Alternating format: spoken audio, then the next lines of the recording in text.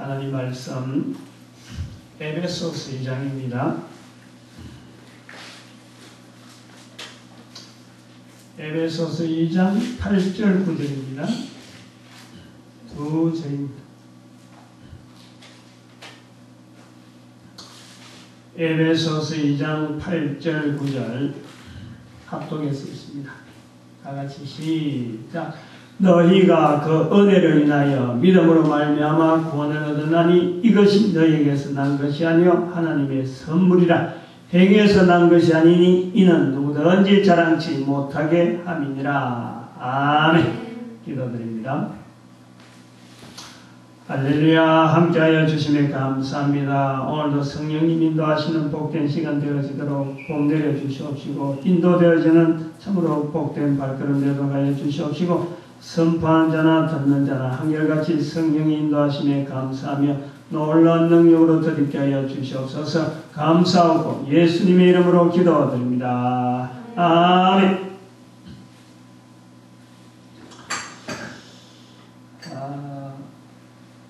오늘이 추석 전날인데 미안합니다. 이게 좀 마시고.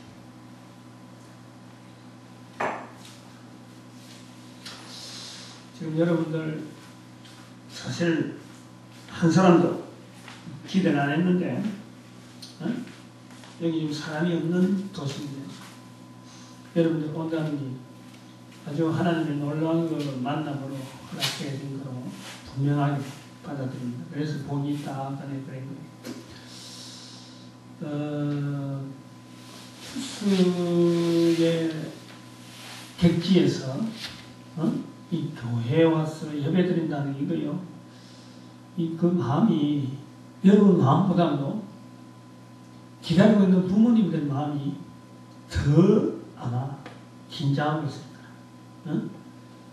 다들 부모 앞으로 고향 앞으로 가고 있는데 분명히 직장하고 관계됐으면 남았을 텐데 직장이라는 어떤 그 규례 때문에 굴레 때문에 지금 이 낯선 데 와서 처음에 예배에 들라니까 뒤서먹서먹한 저런 모습들 그리고 객지 와가지고 객지 생활이라고 안 해본 그렇지 눈이 둥그레하고 지금 무슨 일이 있으려고 지금 하루하루가 지금 어렵게 보내는데 더구나 추석에 이 교회로 와서 집에 못 가고 있다. 그러니까 그걸 저 생각하는 제가 하나님 앞에 보통 복이 안 가고 큰 복하기를 바라는 마음이 있단 말이죠. 그러니까 오늘 말씀 자체를 잘 듣고 말씀에서 우리가 이제 교제가 되는 시간이 되는데 왜 이런 시간에 내한테 저런 말씀이 주어지는 곳에서 내가 듣게 됐을까?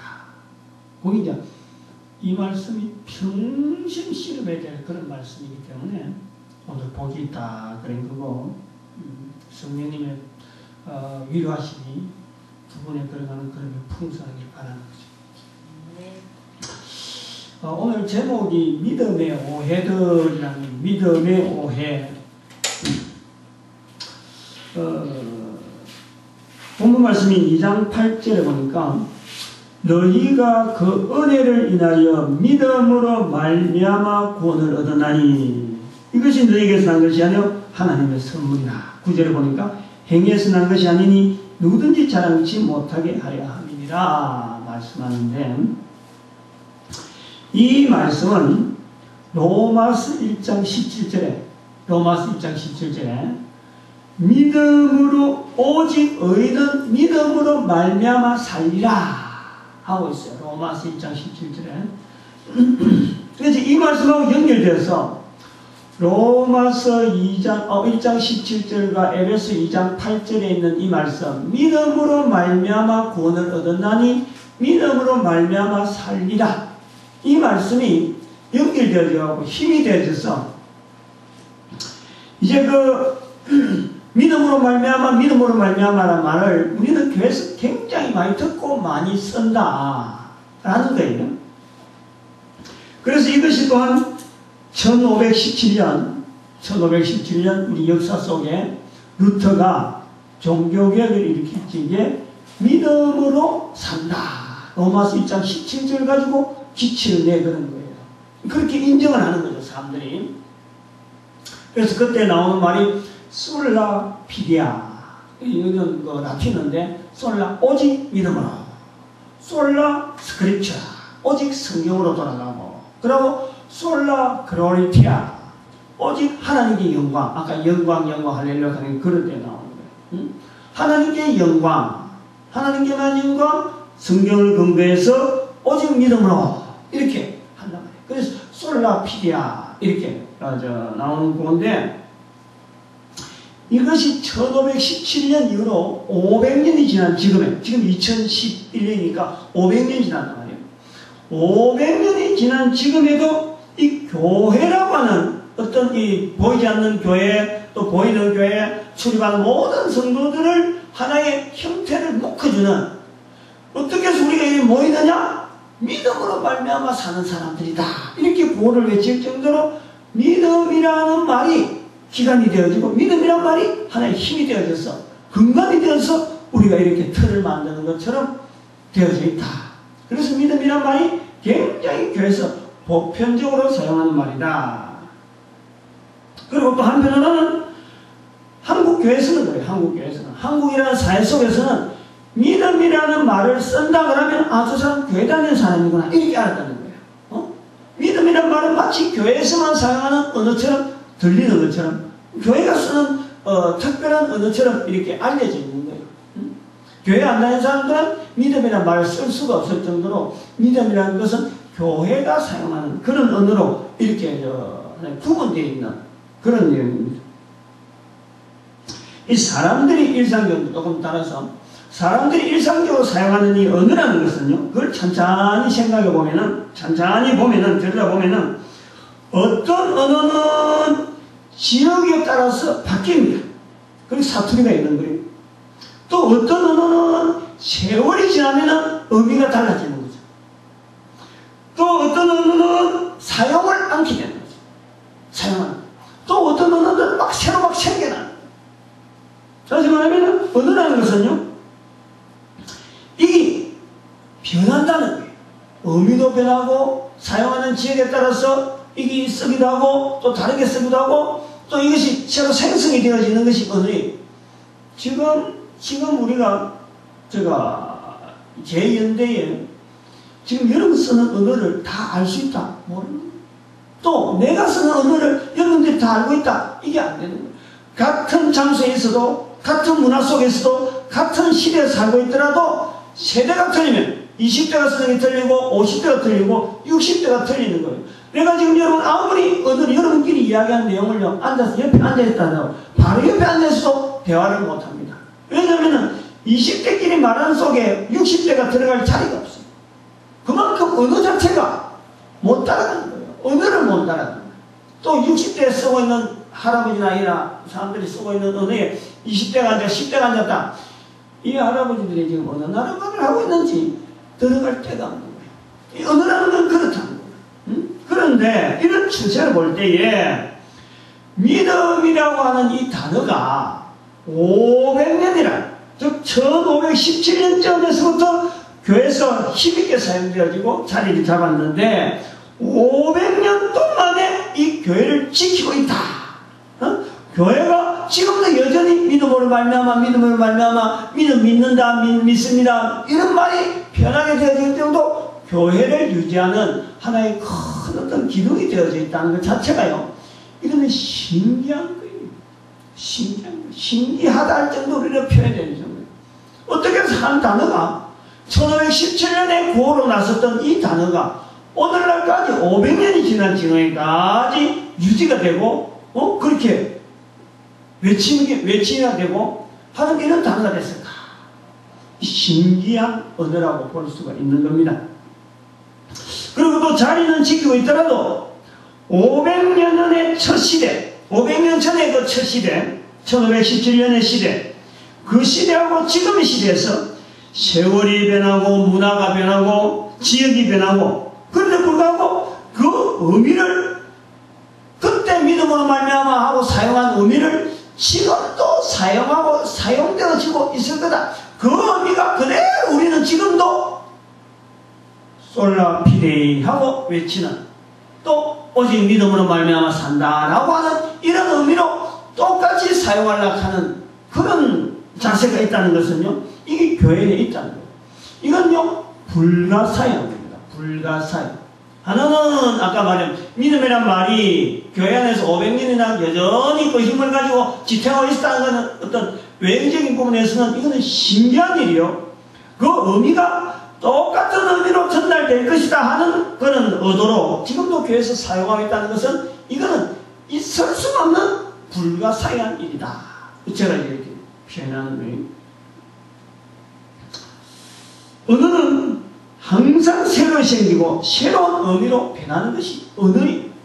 그 언어가 가지고 있는 속성이 그렇다. 그런데 여기서 이제 예외가 되어진다는 것이 있어요. 인류 문화 전체를 통틀어서 언어는 변한다. 언어는 시대가 다를 수도 있고 같은 시대라도 같은 문화 속에서도 세대가 다르면 분명히 그 언어의 개입이 있다 하는 것이 일반적인 거예요. 언어를 가지고 있는 거예요. 그러나 변하지 않는 언어가 분명히 있어요. 아무리 시대가 변하고 아무리 문화가 달라진다라도 변하지 않는 언어가 있다. 그러나 그것은 거의 10개 정도. 제가 볼 때 한 10개. 모든 시대나 모든 문화나 모든 장소에서도 변하지 않는 의미와 변하지 않는 표현, 그거는 한 10개 정도밖에 없어요. 전 세계 사람에. 여러분 그런 생각 안 해봤겠지. 제일 중요한 거는 하나님에 대한 개념은요, 이거는 변할 수가 없어요. 2000년 전, 4000년 전, 6000년 전이나 지금은 앞으로도 계속 오실 것이에요. 예수, 하나님에 대한 개념은요, 있어요. 신에 대한 개념은 있다. 인간사에서는 이거는 빼낼 수가 없는 거죠. 그 다음에 인간이라는 단어, 이것도 절대 변하지 않아요. 인간이라는 단어 자체는 우리가 자체가 쓰는 겁니다.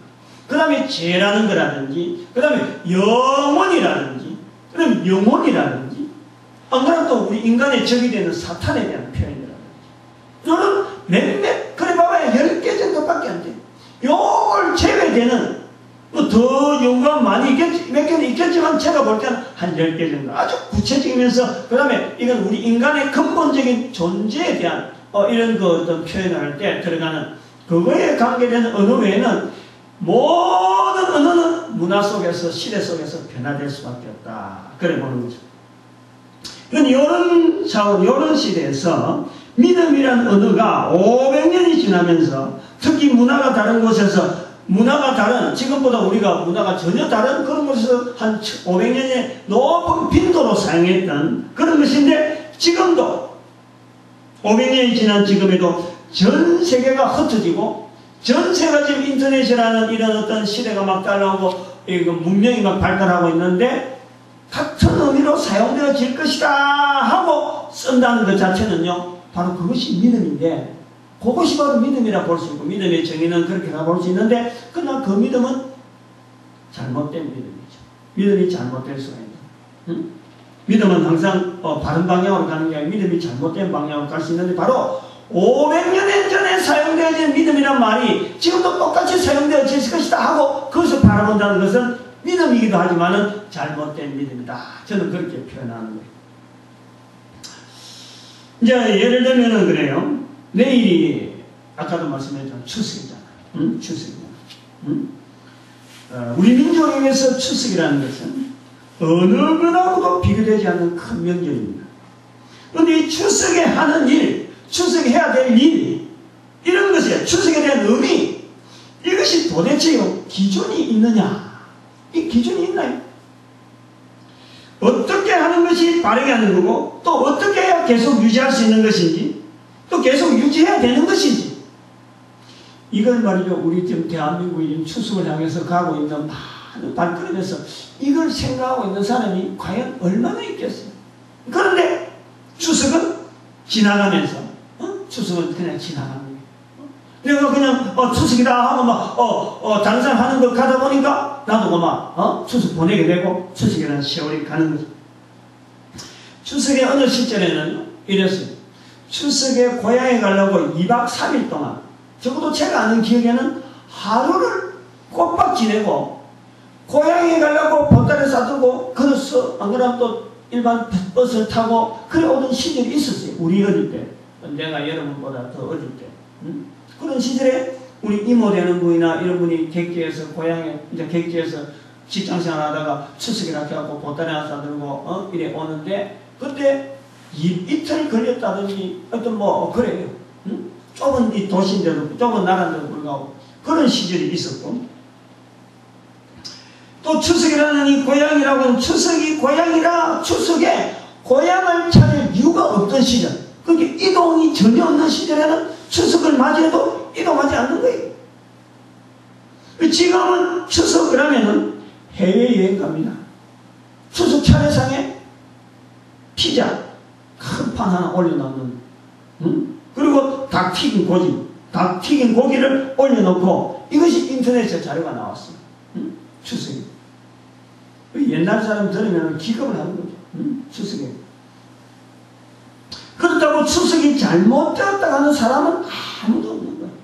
그럴 수도 있지 하고 그렇게 받아들이고 가는 거예요. 추석이라고 하는 이것에 어떤 모양으로 추석을 해야 되나 이런 게 없는 거예요. 저는 이번 추석에 아주 특이한 경험을 하게 됩니다. 나이가 60이 돼가지고 처음으로 주변에다 공개를 했어요. 아직 모친이 아직 살아 계시는데 경남 지내가지고 고향이라 이번에 내가 안 간다. 미리 갔다 왔어. 미리 갔다 와서 오고 그래서 명절 때마다 어머님이 계시는데 부모님이 계시는데 조그만 여가만 생겨도 찾아가는 거예요. 조그만 여가 생기면 휴가 주자면 찾아가고 그래서 같이 있는 것이 부모와 같이 있는 것이 의뢰 몸에 배 있는데 금년에 60대면서 안 가보니까 시간이 너무 많아. 우선 시간이 너무 많아. 그래서 그동안에 명절 때에 고향 간다고 못 찾아보던 분들을 이제는 내가 스스로 한번 찾아봐야 되겠다 하고는 어제 토요일 날은 하루 종일 그간데 시간 많이 걸렸어. 응? 여기 보통 때는 추석에 만나야 될 사람인데 인사만 다녀야 되는데 고향 가는 것 때문에 내가 또 맞으니까 또 그래서 손님 맞아야 되니까 오늘 손님 맞이한다고 내가 못 간 사람들 그래서 추석 때 돼도 소원하고 거리가 멀리 있던 사람들을 이제 어제는 전화를 해보니까 생각보다 가야 될 때가 많더라고. 아하 이거 내가 그동안 60년 동안 부모와 같이 보내던 추석이 이제는 이렇게 하면 안 되겠구나. 앞으로는 이분들을 좀 만나야 되겠다. 그래서 계획을 좀 많이 좀 바꾸고 있었습니다. 이게 바뀐다는 거예요. 추석이라는 것도.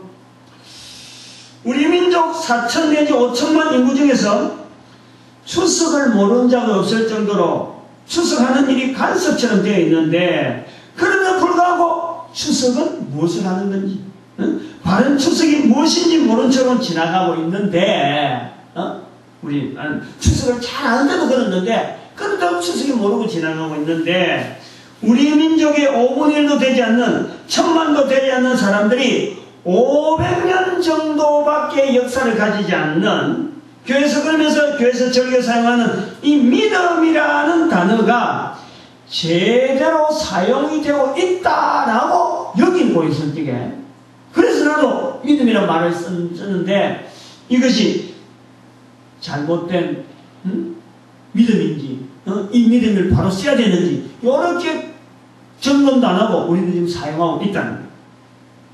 그래서 제가 이제 말씀한 내용은 믿음이라는 단어를 믿음에 대해서 오해가 있는데 믿음이라는 단어를 올바르게 사용하자. 올바르게 사용하자라는 거예요. 교회 출석하면서 믿음이라는 단어를 무심결에 사용하는 분들 혹은 교회에서 설교를 하는 분이나 전도를 하는 분들이나 지금도 입에서 달고 사는 것이 믿음입니다. 얼마나 믿음을 많이 사용하는지 몰라요. 믿음이라는 말을 사용하시는 분들은 이제 주의를 해서 한번 세심하게 한번 들어야 될 것 같다라는 거예요. 믿음이라는 말이 잘못된 용도 혹은 전혀 언어가 아닌 문자로만 전달되어지고 있다. 그러니까 내가 지금 말을 해서 믿음이란 말을 해서 상대방의 믿음을 알아듣는 그런 믿음이 아니고 그냥 하나의 글자로서 문자로서 믿음이라는 말을 쓰고 있는 쓰는 사람도 내용도 모르고 받는 사람도 의미도 모르면서 그냥 주고받는 단어가 되어버렸다. 하나의 어떤 그 명사형이 되어버렸다. 이런 거예요. 성경책에 믿음이라는 글자가 쓰여 있으니까 나도 사용한다. 그래서 우리는 기독교인이다. 믿음이란 말은 성경에 있고 또 김믿음이라는 말을 쓰니까 나도 기독교인이다. 나도 교회 다니는 사람이다. 이렇게 하는 하나의 관례적인 그런 언어가 되어 있다는 거죠. 믿음이라는 단어가 잘못되게 사용되는 첫 번째 중요한 근거. 믿음이라는 말이 저희는 진짜 목사님 말씀대로 잘못 사용하는 건가? 목사님이 괜히 틀리다는 거 아닌가? 이렇게 할 때 한번 점검해 볼 수 있는 하나의 근거가 있다는 거죠. 바로 옆에 사람한테 물어봐도 돼요. 가까이 있는 사람한테, 교회 열심히 다니는 사람한테 물어보면 돼요. 바로 목사님한테 설교, 믿음이라는 말을 쓰는 목사님한테라도 설교하는 목사님한테 물어보면 돼요. 믿음이라는 말을 듣자마자 믿음에 대해서 서로 이야기할 수 있는 믿음은 이런 거야. 동일한 현상이라든지 동일한 내용을 갖고 서로 주고받을 수 있는 언어가 되어 있느냐.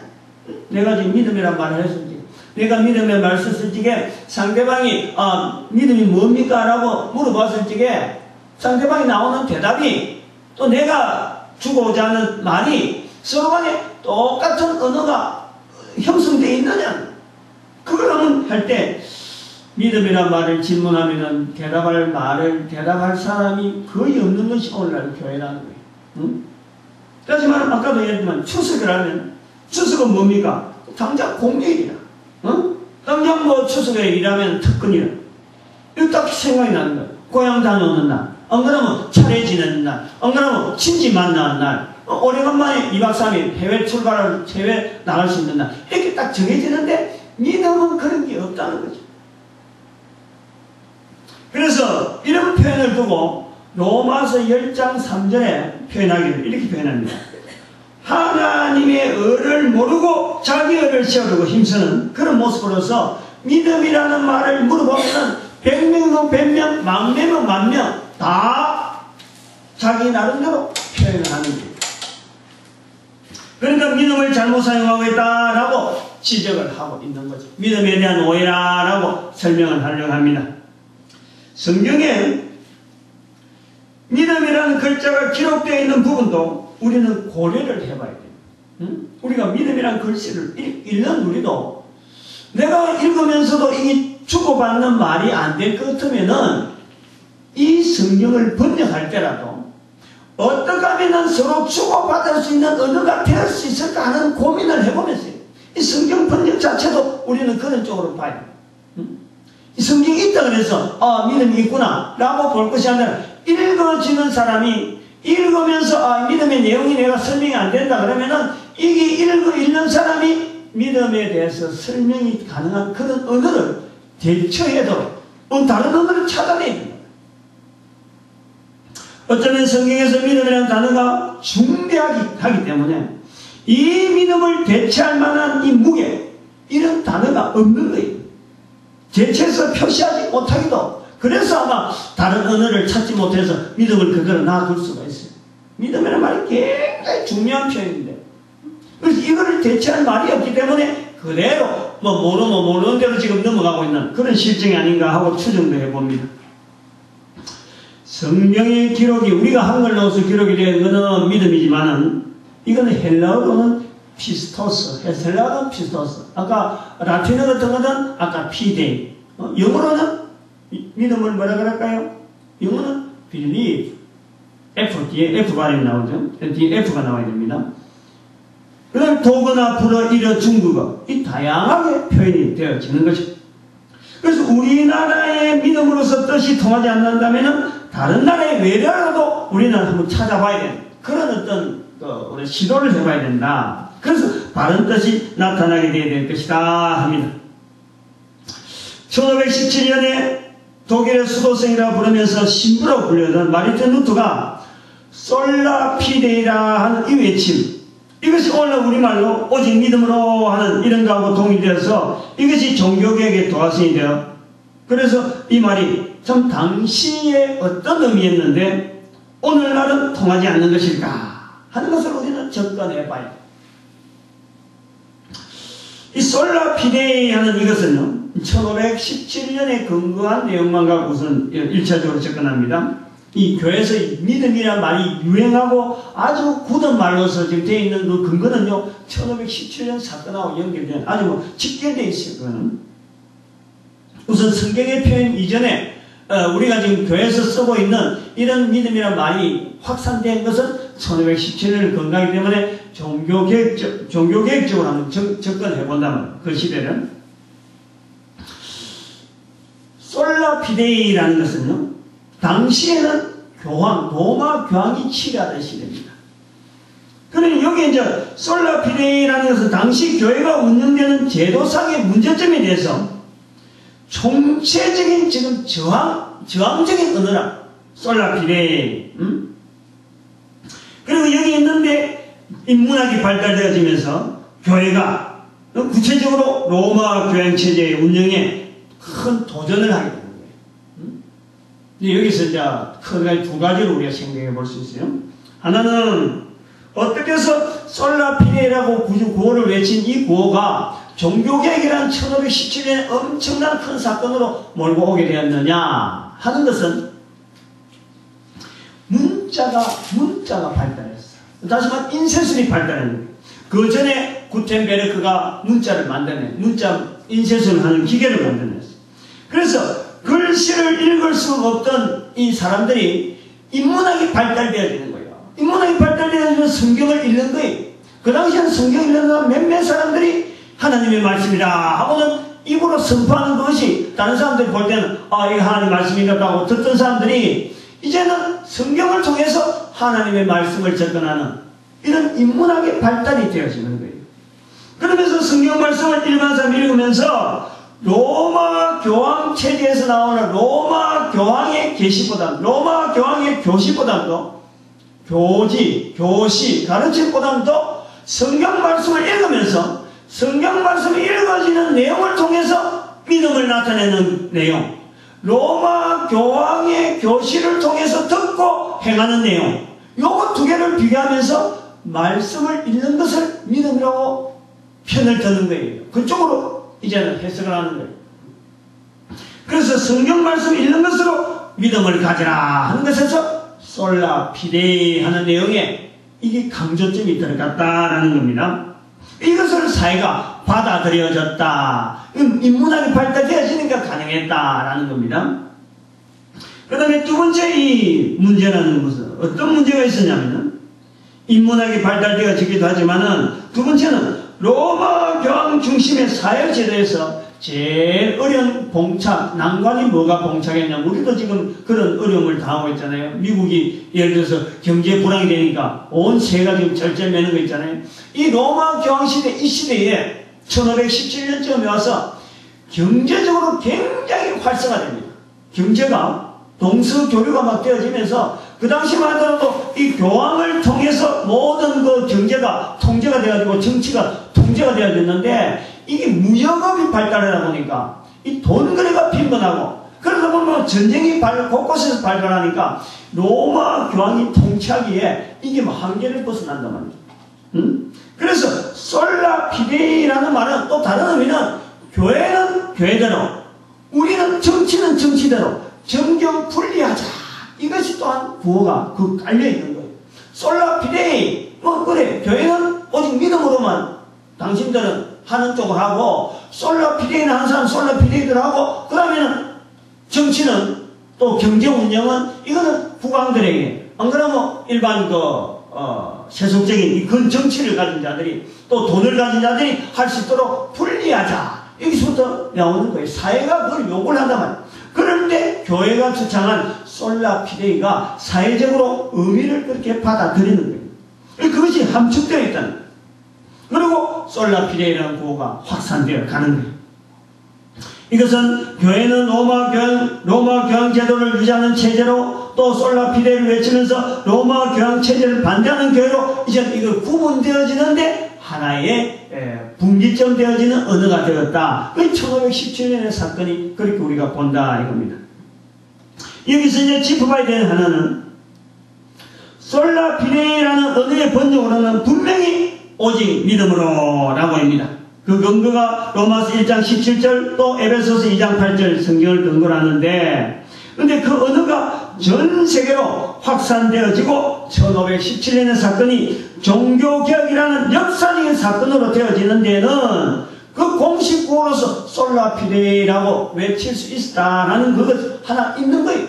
근데 그것이 단순한 단어의 뜻에 의해서 이것이 확산된 것보다는 사회적으로 지금 문화적으로 지금 인류 문명의 발달적으로 돌아오는 인문학의 발달 때문에 주어지는 그 사건으로 우리는 사회가 근본적으로 요구하는 시대에 그 언어가 탁 하나의 도화선이 됐다 하는 거지, 그 언어에 대한 깊은 어떤 이해와 깊은 어떤 해석, 그래서 사회를 막 변화시키고 사회가 막 이래하고 도무지 교회가 안 되겠다 싶어서 교회가 막 어쩔 수 없이 나눠지는 그런 내용이 아니다. 밀려서 사회에 밀려서 교회가 짜게지는, 그래서 한쪽에는 솔라 피데이를 외치면서 개신교가 나오고 솔라 피데이 외치는 그런 부류가 아닌 천주교는 그대로 남아있는 그 형태로 1517년 사건을 우리는 종교개혁이라 하는 눈으로 이렇게 보는 거죠. 솔라 피데이는 아까도 말씀한 솔라 그로레티아나 솔라 스크리처라는 이런 오직 믿음, 오직 영과 오직 성경이라는 단어가 사회적인 반향을 일으키고 1517년의 사건으로 역사적인 변혁의 현장에 구호가 된 것은 그 단어가 떠나는 의미보다도 그 단어들이 내포하는 사회적인 요구에 의해서 기존의 교회 중심으로 있던 것이 정치, 경제, 체제로 분리되어지는 그 과정, 하나의 과도기적인 사회 변혁기에 이 단어가 하나의 중심에 서 있었다. 그래서 이런 사회적인 요구의 긴 파장이 1517년 이후에 줄곧 교회의 한 분파, 즉 개신교를 조직하게 되고 새로운 조직 체계를 운영하는 모토가 되었기 때문에 개신교 내에서조차 솔라 피데이라는 이런 진정한 뜻에 대한 접근은 뒤로 하고 오로지 어떤 사회적인 어떤 이 반응에 의해서 조직된 새로이 조직된 이 조직을 유지하기 위한 데 급급했던, 그래서 여전히 구호는 외치지만은 조직 구성하기에 바쁜, 내부적으로 이 조직을 자기 조르고 우리 조직 그런 조직의 구성에 연연했던 그런 어떤 우리의 그 교회의 역사도 우리는 뒤져봐야 됩니다.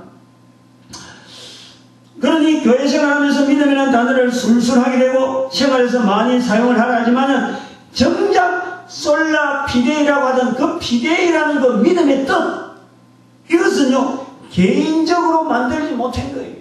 교회가 이것을 과연 수용해야 되느냐 말아야 되느냐, 이걸 어느 정도까지 우리는 해야 되느냐, 여기에 대한 검토가 없었다는 거죠.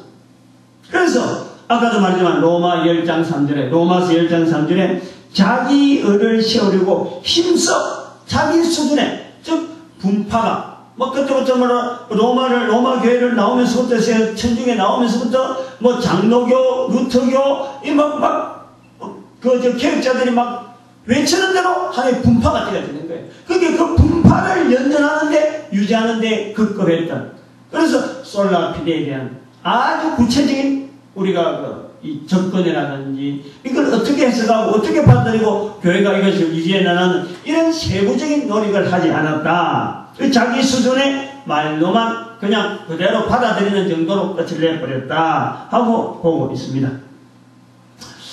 그리고 우리를 더욱더 믿음에 관한 놀라게 하는 것, 이제 성경 말씀 쪽이, 요거는 1517년 사건은 이제 접근하고, 과연 이 성경 말씀, 이 복음서를 비롯한 신약 성경에서조차 올바른 믿음에 대한 이 단어를 사용하는 몸부림이 있다는 거예요. 성경 안에도, 성경 내에도 이런 몸부림이 있다는 거예요. 올바른 믿음이라는 단어를 올바르게 쓰려고 노력하는 그런 몸부림이 있다. 우리들에게 믿음이라는 글씨를 보여줘서 믿음이라는 언어가 교회에서 쉽게 사용되려고 하는 근거가 되는 성경 말씀에조차 믿음에 대하여요 바르게 사용하기 위해서 격렬할 만큼 철저한 노력을 우리가 한 것을 본다. 이게 왜 그러냐면, 왜 이런 말을 하냐, 우리가 봐봐요. 기도라 그러면 벌써 틀이 잡히잖아요. 기도는 어떻게 하는 기도? 교회 쓰는 말은 그래. 근데 또 예를 들면 우리가 찬송 가면 찬송은 뭐 하는 게 찬송이다. 찬양은 뭐다. 그 다음에 또 헌금하면은 이렇게 교회 쓰는 언어들이 독특한 몇 개 언어들이 있는데 이게 서로 개념이 잡혀요. 당신 헌금했느냐? 헌금했다. 뭐 이렇게 돼. 근데 이 믿음이라는 말을 쓰면은요, 뻥합니다. 아까도 말했죠. 100명, 100명, 만명이 다 쓰는 말이 믿음이랑 받은 얘기 다 틀리다 할 정도로 믿음이라는 것은요, 이 설명이 안 되는 거예요. 설명을 할 수 있는 사람이 드물다. 그렇게 여기 요리됐는데, 이 바로 그렇게 된 이유가 성경 안에서 이것이 막 틀리는 거예요. 믿음이라는 내용을 설명하는 내용이 다 틀려요. 복음서는 복음서대로, 바울 사신은 바울 서신대로, 또 바울 서신 외에 일반 서신에 대해서 믿음이라는 내용이 다 틀려요. 예를 들어 이제 설명을 하나 해보려고 그래요. 복음서에 보이는 예수님의 말씀, 바울 서신에 보이는 믿음에 대한 내용, 야고보서나 바울 서신 외에서 보이는 이런 믿음에 대한 내용이 이게 반응이 다 틀리다. 이런 예수님의 경우에는 이걸 잘 챙겨야 돼요. 여러분 아주 아마 교회 다니는 사람들은요, 지금 제가 하는 요 세 가지 요 믿음에 대한 여러 할 때는요, 그냥 참 어떤 그 학교에 대한 영어 어떤 시험이나 아니면 무슨 국어 시험 이런 것보다는요, 제가 요 내용은 아주 머릿속에 탁 집어넣어야 돼요. 왜냐하면 믿음이란 말을 많이 쓰면서도 믿음에 대한 자기 어떤 소화가 없잖아요. 내가 어떻게 설명할 수 없잖아. 근데 그 설명을 대체 교회에서 설교를 합니다. 믿음은 어떤 거다 이렇게 설명하는데 한쪽 편만 갖고 하는 거예요. 응? 복음서에는 이렇게 표현했고 어디서는 이렇게 표현했다. 표현의 내용만 갖고 이야기했지 그에 대해서 구체적으로 믿음에 대한 고민하는 내용은 설교를 못합니다. 못 듣는 거예요. 그래서 이 내용은 아주 깊게만 하여튼 그 교과서적으로 할 정도로 아마 외워요. 그래야 내가 믿음에 대한 이 표현을 할 수가 있어. 예수님의 경우에 이 제자들이나 주변의 몇몇 사람들에게는 거의 대부분 예수님께서 말씀하실 때 믿음이 없다. 왜 의심하느냐? 이렇게 지적합니다. 그런데 로마인이나 한 번 만나는 환경, 다음에는 못 만날 그런 사람들에게는요, 예수님께서는 네 믿음이 크다. 내 믿음이 너를 구원했다. 이렇게 말씀하는 거예요. 그래서 이것을 보면은 예수님은 믿음이라는 단어를 가지고 믿음이라는 언어를 통해서 예수님께서 원하시는 이 사람들을 구원하게 만드는 그 복음이라고 하는 그 틀 안으로 그 사람들을 끌어당기는 데에 믿음이라는 말을 사용하신 것으로 이렇게 우리가 추정할 수 있는 거예요. 좀 어렵게 들리죠? 근데 이걸 자꾸 새겨야 돼요. 저 인터넷에 나오니까 자꾸 이 표현을 자꾸 드려요. 그 다음에 두 번째, 사도 바울의 경우에는 사도 바울은 구약 성경을 잘 아는 사람. 유대인들이 거의 대부분이 구약 성경을 공부 많이 한 사람들 많은데 구약 성경으로부터 계속해서 예언되어진 이스라엘 민족의 메시아 예수 그리스도잖아요. 그분이 분명히 이루어진 예수 그리스도 오심에 대해서 분명히 이루어진 사실에 대해서 사도 바울은 이스라엘 백성들에게 오시겠다던 그리스도를 기다리는 그 모습, 그것이 하나의 믿음이다. 이렇게 단정을 하고 있는 거예요. 그 단어를 적용시키면서 예수 그리스도께서 오시겠다, 그리스도께서 오시겠다는 그분이 왔는데도 이거를 배치했던 이스라엘 백성들을 바라보면서 이스라엘 외의 모든 민족이 예수를 그리스도로 받아들이는 그 구정, 이제는 오신 그리스도를 이스라엘 외의 다른 민족이 받아들이는데 그것이 하나의 도구로서 재용서라는 것이 적용이 되어질 때 사람들이 내가 재용서 가능하다. 예수 그리스도를 통해서 내가 재용서가 되어진다라는 것을 받는 그 사건을 우리가 믿음이라고 보는 거죠. 사도 바울은 그래 봅니다. 이 사도 바울의 표현을 좀 설명해 봅니다. 그리스도를 기다리던 이스라엘 백성들은 오랫동안 믿음에 대한 훈련이 되어 있는 거예요. 그리스도께서 오실 것이다 하고 믿음을 기다리고 믿음을 나타내고 있는 거예요. 그런데 정작 예수 그리스도 오셨는데도 이스라엘 백성들이 폐치가 된 거예요. 그런데 이런 그리스도께서 오셨는데 이 그리스도를 기다리지 않는 이방민족에게는 어떻게 적용을 하는 사도 바울의 노력이 있느냐 하면은 이 사람은 그리스도 올지 안 올지도 모르고 있는 사람. 그런데 이 사람들에게는 오신 그리스도께서 왜 오셨느냐? 우리가 가지는 모든 인간들이 가지고 있는 죄를 구원하시러 오셨다. 그래서 예수 그리스도를 통해서 내 죄가 용서받을 수 있다라고 하는 그것을 받아들이는 것을 믿음이라 하는 표현을 하려고 하고 있다. 사도 바울이 표현할 때 믿음이라는 내용을 그래 본다는 거죠. 그 다음에 사도 바울 외에 유대인들이 이제 야고보서나 또 다른 복음서에서 나오는데 특별히 야고보서에서 이걸 많이 다루고 있죠.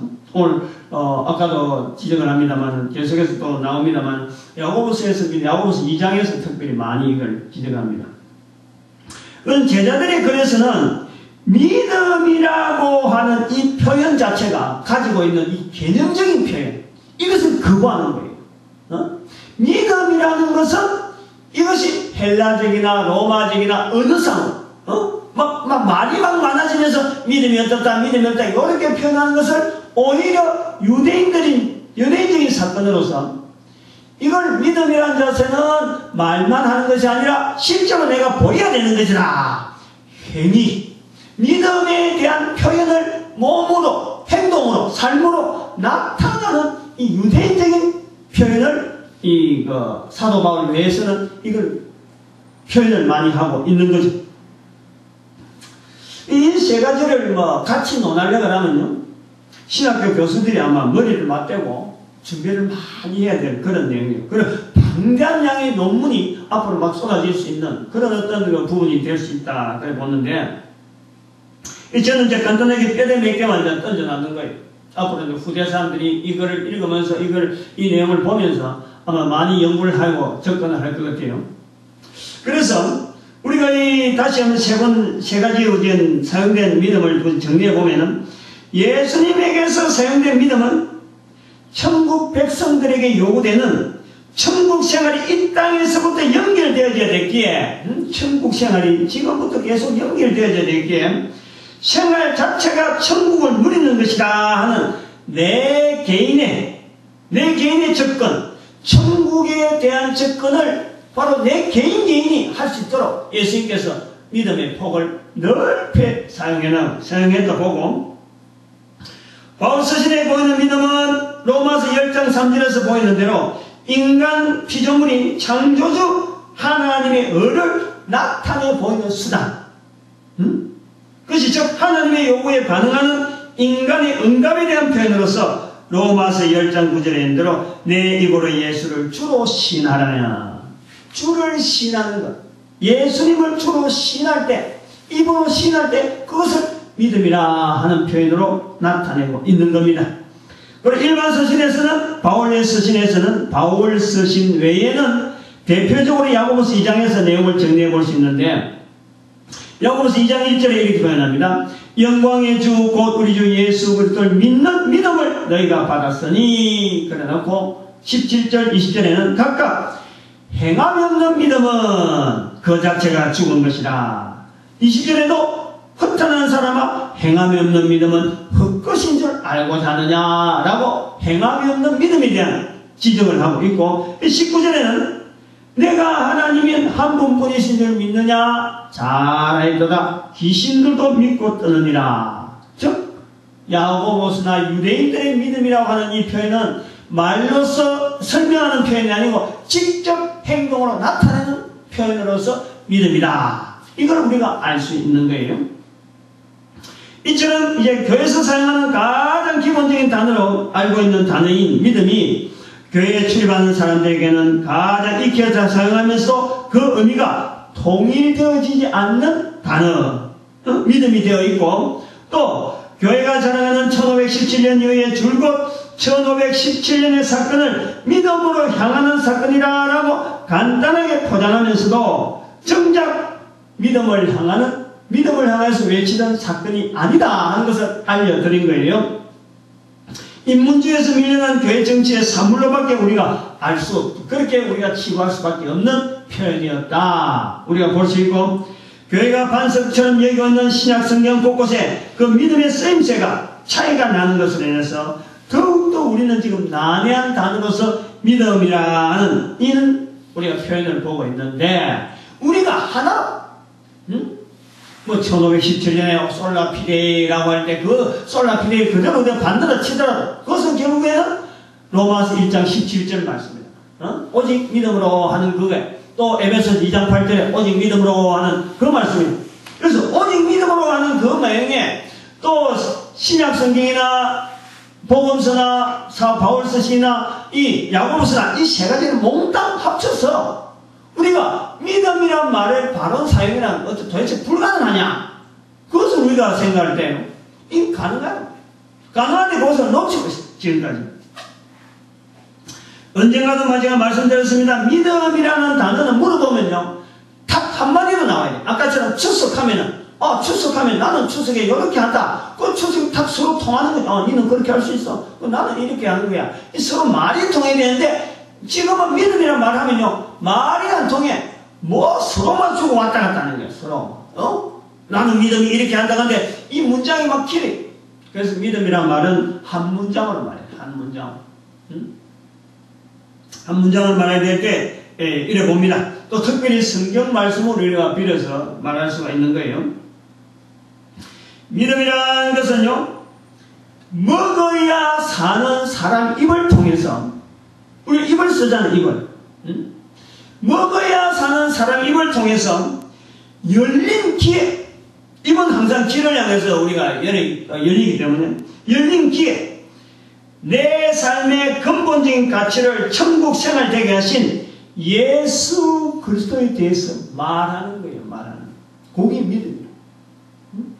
그것이 바로 복음서에는 마태복음, 복음서에는 예수님의 말씀에서는 마태복음 10장 32절이 기준이었어요. 사람 앞에서 나를 시인하면 사람 앞에서 시인을 해요. 예수님을 자꾸 이야기해요. 내가 뭐 입을 열어서 자라는 기에 막 이랬지만 실제로 그것은 한마디로 사람 앞에서 예수님을 이야기해요. 우리가 그것을 믿음이라 할 수 있는 거예요. 마태복음 28장 19절 20절 또 사도행전 1장 8절의 말씀을 우리가 볼 수 있습니다.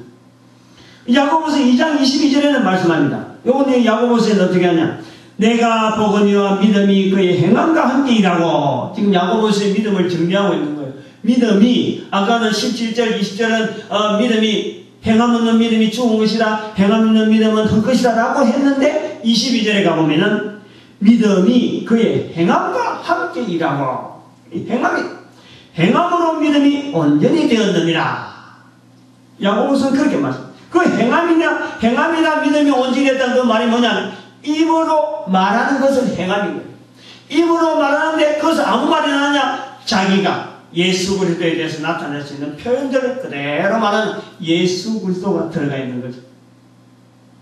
사도 바울이 쓰고 있는 로마서에서는 10장 전체가 사실 이 부분을 고민하고 고민합니다. 어떻게 하면 이 믿음을 이방인들이 나타내게 할까 하는 고민이 로마서에서 특별히 10장이 많이 나타나고 있습니다.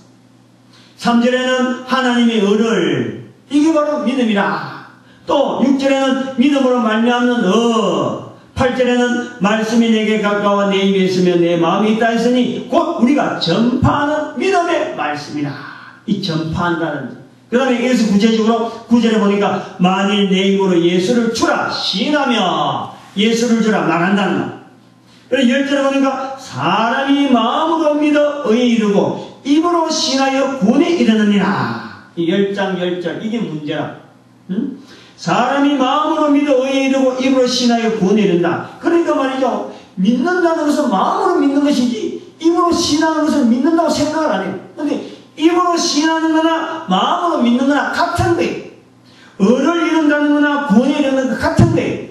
이 두 가지 부분이 같은데 같은 것을 강조하고 있는데 마음으로 믿어 의에 이룬다, 입으로 시인하여 구원한다. 이게 같은 건데 이걸 따로따로 설명하려니까 마음으로 믿는 것 조금 옆쪽으로만. 여러분들이 다음에 그래요. 예수를 믿으세요 라고 할 때 믿는 게 뭐냐 그러면 입으로 말하는 거예요. 이 마태복음 로마서 10장 10절이 바로 그거다. 믿는다는 것은 뭐냐? 예수를 입으로 시인하는 것이 바로 믿는다는 것이다. 그것이 마태복음 10장 32절에도 바로 그런 내용. 그럼 로마서 10장 11절에 계속합니다. 성경에 이르되 누구든지 저를 믿는 자는 부끄러움을 당하지 아니하리라. 13절에 누구든지 주의 이름을 부르는 자는 구원을 얻으리라. 같은 거예요. 11절 13절이 같고 10절에서도 같은 내용이 두 번 나오고 11절 13절에 같은 내용. 저를 믿는 자, 주의 이름을 부르는 자 부끄러움을 당하지 않는다. 구원을 얻는다. 같은 거예요. 16절에 보니까 우리의 전하여 준 바를 누가 믿는다니까. 17절에 믿음은 들음에서 나며. 믿음이 들음에서. 이건 바로 아까 말했던 대로 행위라고. 행위. 그래서 행한다라고 할 때 입으로 시인하는 이 행위가 결국은 믿음이다. 그 입으로 시인하는 것 때문에 들어진다.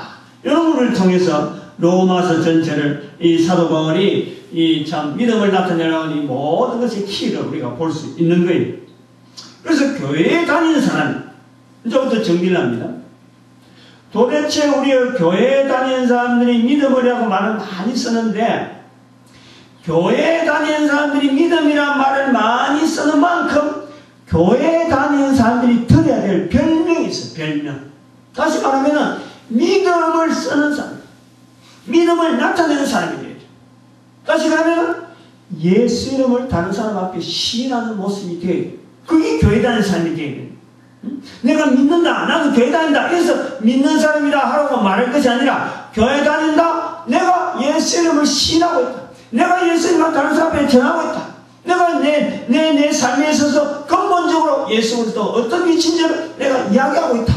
이것이요 우리 교회 다니는 사람들이 해야 될 일이, 교회만 다닌다고 해서 절대 믿음이 있는 것이 아닙니다. 다시 말하면 교회 다니는 사람들에게 우리가 목표하고 있는 하나의 별명이라고 할 수 있는 것이 바로, 교회 다니는 사람이라는 것은 예수를 알리기에 전전긍긍하는 사람, 이런 사람을 우리는 교회 다니는 사람이라 하고 별명을 부르기를 바랍니다. 그리고 또 혹시나 다른 말로 한다면, 이 말이 다른 말이 된다면요, 우리가 다 지음받은 인간이잖아요. 지음받은 인간이 창조주 하나님, 지음받은 인간을 창조주 하나님 앞에 소개하는 자들, 이런 사람이 바로 우리 예수 그리스도를 소개하는 자들이고 예수 그리스도를 인정하는 자들이다 하는 것이, 교회에 다닌다고 할 때 믿음이 뭐냐, 내가 지음받은 인간으로서 지으신 창조주 하나님을 소개하는, 그것이 교회 다니는 사람으로서 할 일이다 하고 자꾸 이야기해야 되는 거예요. 오늘 새로운 분들도 있고, 또 새로운 분들이 이런 이야기를 어느 교회에서든지 어디에서든지 쉽게 들을 수 있는 내용은 아닌데 듣게 된 것에 대해서 여러분들이 복이 있다라고 할 수 있는 거예요. 여러분 복이 있는 거죠. 추석에 생각해봐요. 앞으로 이 구미에서 얼마나 있을지 모르지만요, 참 그 추석의 명절에 저는 지금까지 직장생활도 하고 오랫동안 해왔습니다만은, 이 여러 번 추석에 나와도 추석에 고향 안 간 적이 없었어요. 명절 때 고향 안 본 적이 없었다니까. 60살 때까지. 이제 금년에 내가 명절 안 갔는데, 명절 안 간다는 생각을 안 해봤는데, 근데 못 간 사람의 입장보다도 지금 여러분들 볼 때 기다리는 부모 마음이 지금 굉장히 지금 애타고 있는 거죠. 또 그 마음을 생각하면은 참 못 간 것이 너무 지금 마음이 아픈 그런 아마 시간들을 보낼 텐데, 근데 그거보담도 내가 교회에 와가지고 내가 지금까지 교회를 쭉 다니고 앞으로도 계속 다니고 될 텐데, 도대체 교회에 와야 되는 이 이유, 내가 왜 교회를 다니고 내가 왜 신앙생활 한다는 이야기를 듣고 내가 왜 설교를 들어야 되고 추석 때 이렇게 고향도 못 가면서 교회에 오게 됐을까? 그랬을 때에요, 하나님 앞에서 내가 다른 사람 앞에서 내 입을 가지고 내가 믿는 예수 그리스도에 대한 것을 다른 사람한테 이야기할 수 있는 것이 믿음이라 하는 것을 알았다. 그걸요 딱 새겨 들으면요, 이번 추석에 부모 못 보고 이 모든 것에 대변할 수 있어요. 내가 왜 이번에 추석에 못 갔느냐? 바로 그거 하나 깨달으려고 하나님께서 나로 하여금 추석에 못 가고 요 자리에 왔다. 그러면요, 그렇게 하면 여러분이 사명이 있는 거예요. 그 내용을 다른 사람에게 자꾸 이야기하는 그걸 통해서요, 다른 사람들이 그렇게 추석이라 하는 그 귀한 시간도 부모한테 못 가고 부모 못 가는 그 시간에도 그거 하나 깨달은 것에서 저리 가치를 두는구나 하고 하면은 다른 사람이 그 말을 새겨 듣는다. 그래서 여러분들이 복이 있다라는 거예요. 이것을 다른 사람들에게 많이 알려주고, 추석에 고향에 못 가서 부모 못 만난 이 아픔보다도 하나님을 모르는 수많은 사람들, 그 사람들이 하나님 앞에 지금 얼마나 아픔이 되고 있는지 그걸 또 전할 수 있는 그런 장면까지 아마 여러분이 잘할 거라고, 오늘이 참 지금까지 지내왔던 어떤 축복보다도 가장 축복된 시간을 보내고 있다라고 하나님 앞에 감사하시기 바랍니다. 기도드립니다.